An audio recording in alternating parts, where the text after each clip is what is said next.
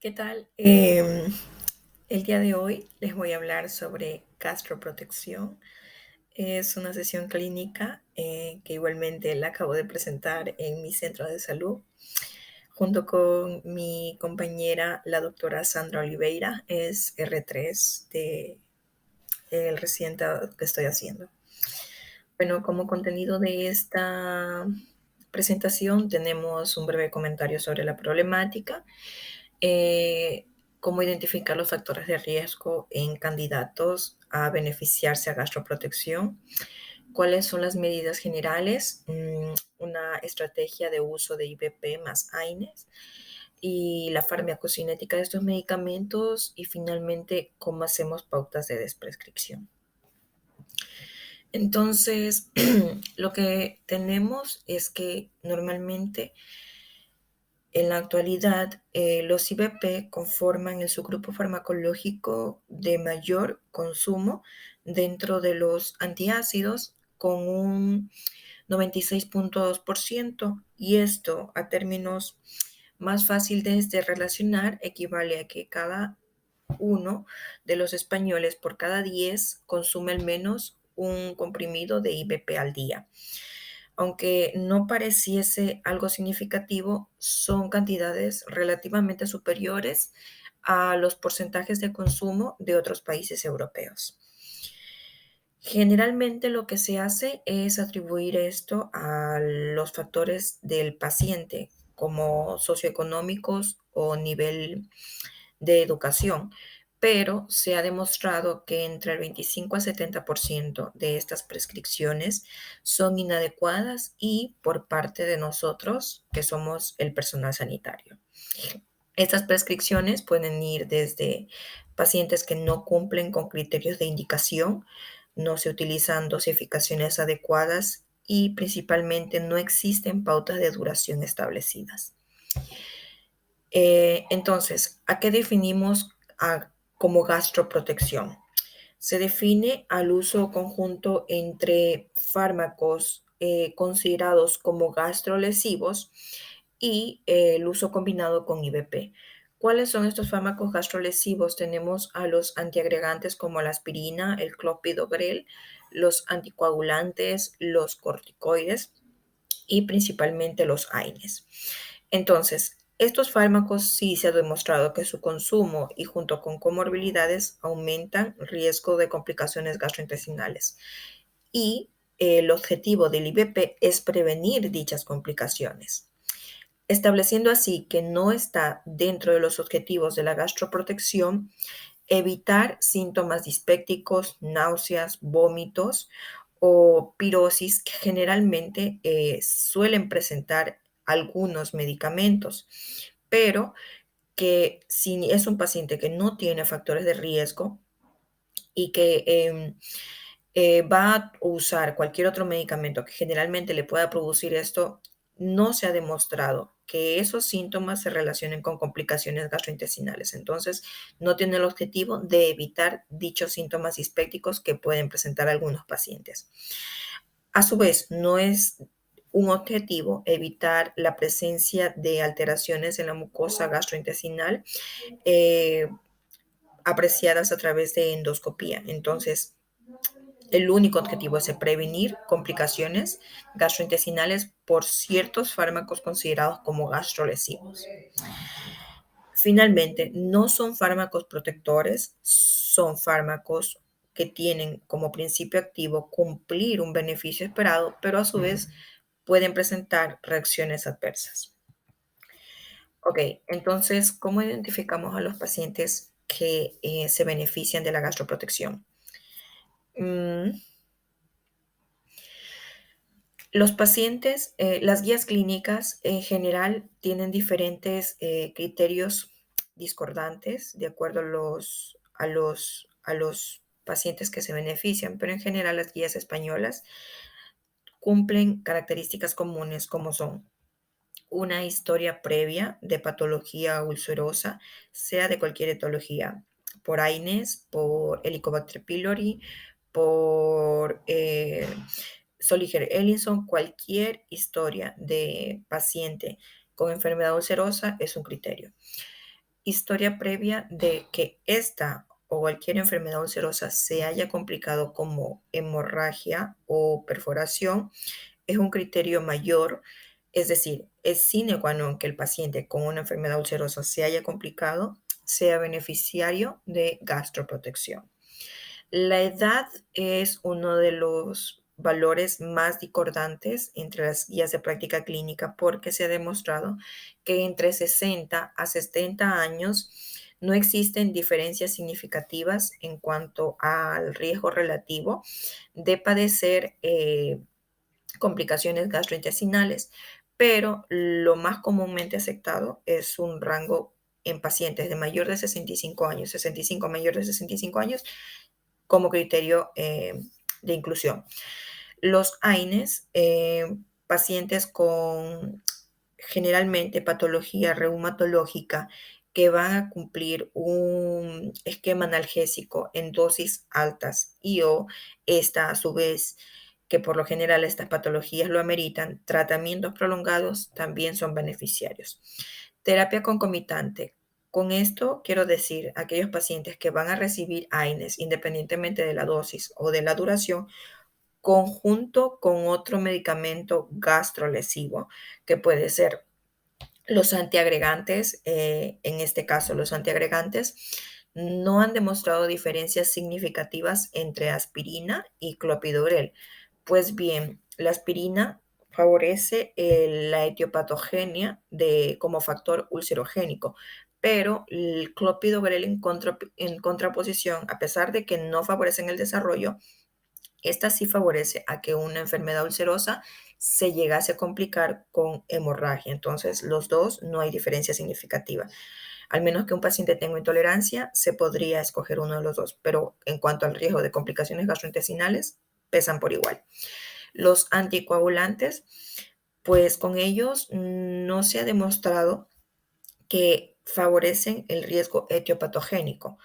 Pero, pues bien, los pacientes que son beneficiarios de recibir tratamiento anticoagulante, el mismo hecho de cumplir como comorbilidad tienen mayor riesgo a sufrir hemorragias gastrointestinales. Entonces, el paciente en sí que tome un anticoagulante se beneficia de gastroprotección, siempre y cuando sea terapia concomitante, obviamente. ¿Qué más? Los corticoides, por lo general, tienen un factor gastroprotector en cuanto a las úlceras específicamente a nivel gástrico, pero lamentablemente esto se ve contrarrestado porque favorecen el desarrollo de úlceras duodenales, entonces también son beneficiarios. Y finalmente los AINES, que ya los mencioné. Enfermedad concomitante grave, cualquier paciente con cardiopatía, endocrinopatía, principalmente hipertiroidismo o cualquier otra patología que implique controles médicos estrictos. Bueno, cualquier de estos factores de riesgo identificados los vamos a sumar y de acuerdo a esto vamos a clasificar. Un paciente con bajo riesgo es aquel que no tenga ninguno. El paciente con medio es aquel que tenga dos o menos, mínimo dos, y aquel que tenga alto riesgo de complicaciones gastrointestinales, dos o más. En este caso, ¿a dónde colocamos al paciente que cumple dos? Bueno, eh, dos va a ser para riesgo medio, siempre y cuando no sea el criterio mayor que mencioné de la patología ulcerosa complicada. Pues bien, aquel paciente que tiene este antecedente cumple como criterio mayor para factor de riesgo alto. Las guías clínicas recomiendan que a todo tipo de paciente se tomen medidas generales en cuanto sea posible y de acuerdo a las clasificaciones hagamos medidas específicas. En general, perdón, las medidas generales son, primero, recomendar a los pacientes administrar estos medicamentos gastrolesivos con alimentos. En el caso de que el paciente tenga ciertos factores de riesgo, pues se ha demostrado que los AINES tienen diferente grado de producir lesiones gastrointestinales, cardiovasculares o renales. En el caso de tener un paciente con cierto antecedente gastrointestinal, hay que beneficiarlo con el que tiene menor riesgo. Entonces, tenemos el aceclofeno, ibuprofeno, diclofenaco y los Coxif. Y para mencionar, los que tienen alto riesgo son el ketorolaco, piroxicam, indometacina y ácido acetilsalicílico. El ketorolaco, quiero hacer hincapié, pues hace algunos años fue retirado de los medicamentos para manejo en atención primaria, pero su uso se ve perpetuado porque como tiene una buena eficacia en el manejo postoperatorio inmediato de la analgesia, entonces continúa siendo, por lo menos de momento, una indicación para este cuadro a nivel hospitalario, porque en contraposición al resto es el que mayor riesgo tiene de producir complicaciones gastrointestinales. El perfil de seguridad para riesgo cardiovascular es muy estrecho. Aquellos pacientes que tengan este antecedente, podríamos escoger el naproxeno, que es el de menor riesgo, y a su vez tener en cuenta en estos pacientes que el ibuprofeno a dosis elevada, el diclofenaco y el coxif tienen mucho riesgo de producir complicaciones cardiovasculares. En las patologías renales, lo que se pondera es que principalmente evitar a toda costa los AINES, y en el caso de que su indicación sea muy fuerte, podríamos hacer una sección en cuanto al ibuprofeno, pero con dosis máximas de 1.200 miligramos al día. Otra de las opciones es escoger otro tipo de medicamentos dentro de la escala analgésica, pues bien, para evitar los AINES, el paracetamol o opioides como el tramadol. Otra de las opciones es evitar siempre empezar por dosis máximas. Entonces, si son pacientes con pautas de tratamiento largas, empezar por la dosis efectiva más baja y estableciendo una duración, y esta a su vez que sea lo más corta posible. ¿Ya? Indicarle al paciente de que se va a llevar este tratamiento por 7 a 15 días, pero estableciendo duración. Erradicar la infección por Helicobacter pylori en aquellos pacientes con tratamientos prolongados, con antecedentes de enfermedades reumatológicas, en las que obviamente sabemos que las pautas de duración son muy largas. Una de las indicaciones para erradicación de esta bacteria es este antecedente. Entonces, en estos pacientes que en el caso de llegase a tener una infección por Helicobacter pylori y a su vez el uso concomitantes de AINES tiene mucho riesgo de presentar tanto enfermedad ulcerosa como complicación de la misma. Entonces, como prevención primaria sería un tamizaje, y obviamente si el paciente está de acuerdo, a pesar de que no tenga síntomas, establecer el tratamiento de erradicación. Ok, entonces, de acuerdo a esto, porque normalmente en nuestras consultas no solo tenemos pacientes con riesgo gastrointestinal, sino que también con riesgo cardiovascular, conjugando los dos factores de riesgo. Aquel paciente que tenga riesgo gastrointestinal bajo y riesgo cardiovascular bajo, podemos tener carta abierta al uso tanto de AINES como de COXIF. Paciente con riesgo cardiovascular alto, de elección sería el AINE con menor perfil cardiovascular, el naproxeno. Aquel paciente con riesgo gastrointestinal medio y riesgo cardiovascular bajo, en esta pauta, haciendo hincapié en la gastroprotección, iniciaremos el AINE junto con un IBP. Pero en el caso de que escojamos el COXIF, no será necesario aún aumentarle el IBP. Pacientes con riesgo gastrointestinal medio y riesgo cardiovascular alto, escogeremos el naproxeno y en esta pauta ya agregaremos el IBP. Riesgo gastrointestinal alto y riesgo cardiovascular. En este grupo, como lo mencioné previamente, son criterios de indicación para diagnóstico y obviamente erradicación del Helicobacter pylori. Si tiene un riesgo cardiovascular bajo, un COXIF, pero en esta pauta, a diferencia de la previa, ya agregaremos IBP. Riesgo cardiovascular alto y a su vez riesgo gastrointestinal alto, evitaremos a toda costa los AINES o los COXIF. Y en el caso de que la indicación sea muy fuerte, pondremos en una balanza cuál tiene mayor riesgo. Si el riesgo de cardiovascular es mayor que el gastrointestinal, escogeremos naproxeno más IBP. O si el riesgo gastrointestinal es mayor que cardiovascular, escogeremos COXIF más IBP. Ok, de aquí tenemos ya lo que es la presentación de mi compañera. La voy a comentar brevemente. ¿Cuáles son los efectos adversos de los IBP? Las fracturas en tratamientos prolongados y pacientes con edad añosa tienen mayor riesgo a presentar fracturas.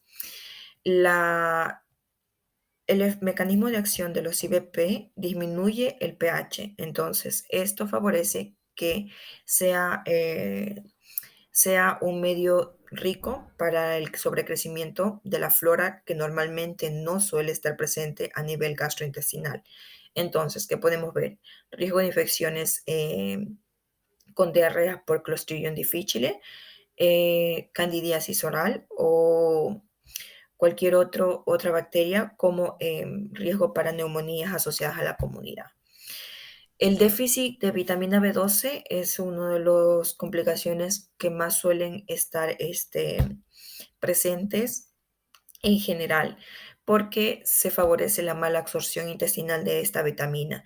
Y uno de los factores que también favorece esta complicación es pacientes añosos.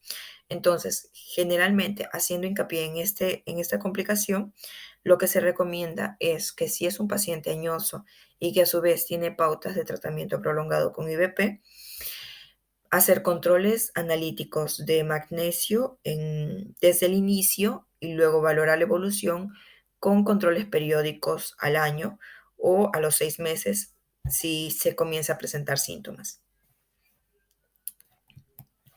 Ok, existen interacciones entre los IBP y otros fármacos y esto se debe generalmente a las alteraciones que genera estos fármacos en el pH gástrico, disminuyendo la absorción del ketoconazol, las sales de hierro, vitamina B12, calcio y bifonato, y aumentando la absorción de digoxina, diuréticos, aspirina, antidepresivos tricíclicos y metotrexato. Se los menciona porque en estos medicamentos puede haber riesgo si disminuye la absorción de que no haya eficacia o si aumenta la absorción de que lleguen dosis muy altas a la sangre y se produzcan intoxicaciones. La metabolización hepática puede compartirse con otros medicamentos por la misma vía de consumo del citocromo, entonces mayor riesgo con las benzodiazepinas y estos pueden ser menores en el caso de que dentro de los IBP se escoja el pantoprazol. Con las antagonistas de la vitamina K, warfarina y acenocumarol, y con los antagonistas de acción directa no se han visto interacciones. Pero por lo general, los antagonistas de la vitamina K, a pesar de que hayan interacción, se los continúa recomendando porque a veces son medicamentos que necesitan sí o sí indicación, pero lo que se recomienda en estos pacientes es hacer controles estrictos del INR. La levotiroxina sí se ve muy aturdida su absorción a nivel gastrointestinal junto con los IBP. Entonces, en estos pacientes se recomienda consumirla 1 hora antes del IBP o 4 horas después. Ok, esto es una nota informativa acerca del riesgo de que no exista absorción de ciertos medicamentos con respecto al clopidogrel y los IBP. Entonces, en estos pacientes que estén consumiendo en específico el antiagregante tipo clopidogrel, lo que se recomienda es escoger el pantoprazol, ya que este no aturde su absorción.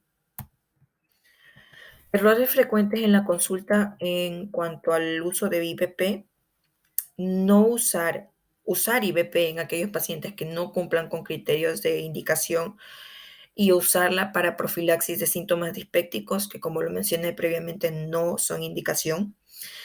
Usar pautas de IBP en pacientes añosos sin ajustar la medicación y sin valorar la comorbilidad de efectos adversos que es más frecuente en este grupo de edad. La utilización de dosis elevada y no establecer con el paciente una pauta de duración. Eh, Muchas de las veces la perpetuación de las indicaciones de IVP se ve aturdida porque desde la estancia hospitalaria los pacientes generalmente reciben pautas de IVP por estar en dieta absoluta, pero al momento de que van a atención primaria y continúa su médico de primaria, en este caso nosotros, la indicación sin valorar los factores de riesgo. Entonces, en estos pacientes que vienen desde la pauta hospitalaria con prescripción y en el caso de que pudiese llegar a ser posible, que es lo más frecuente, no perpetuemos las indicaciones si no cumple con indicación o factores de riesgo. Duplicidad, que en aquellos pacientes que obviamente tienen atenciones en distintos niveles asistenciales. Entonces, ¿qué hacemos o cómo consideramos una descripción del IBP? Aquel paciente que obviamente esté asintomático y no cumple indicación, aquellos pacientes que reciban dosis altas de mantenimiento de IBP y sean candidatos a reducción de dosis. En el ERGE sí hay que hacer ciertas observaciones porque por lo general son pacientes que reciben pautas largas de tratamiento entre 3 a 6 meses, pero en ellos, si están asintomáticos, por lo menos valorar disminuir la dosis. Y en el caso de que pudiese llegar a ser posible, de acuerdo a los controles endoscópicos, descontinuarlas. El paciente que ha sufrido úlceras gastroduodenales y que han completado su tratamiento de erradicador con Helicobacter pylori, se puede hacer tanto disminución como retirada gradual.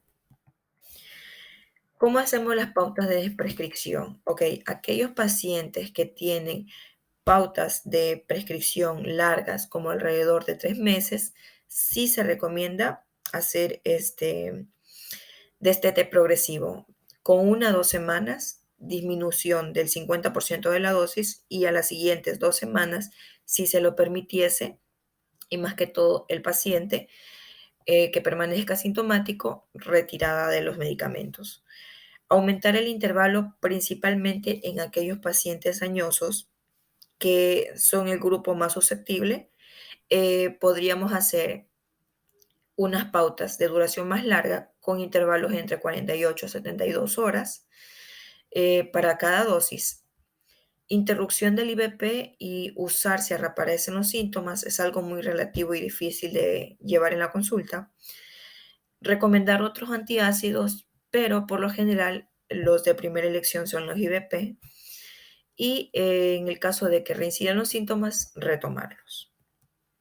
Finalmente, ¿cómo concluimos este tema? Los IBP son fármacos con un nivel de eficacia muy alto, son muy seguros, ya que los pocos efectos adversos que pudiesen llegar a presentar son infrecuentes y leves, con mayor acentuación en pacientes con edad gañosa y tratamientos prolongados, pero a su vez, si no hay una indicación clara de la gastroprotección, no se deben usar y si no es necesario, no existe ningún beneficio de la misma e inclusive puede ser contraproducente. Entonces, si no tiene indicación, no se ha demostrado que exista beneficio alguno.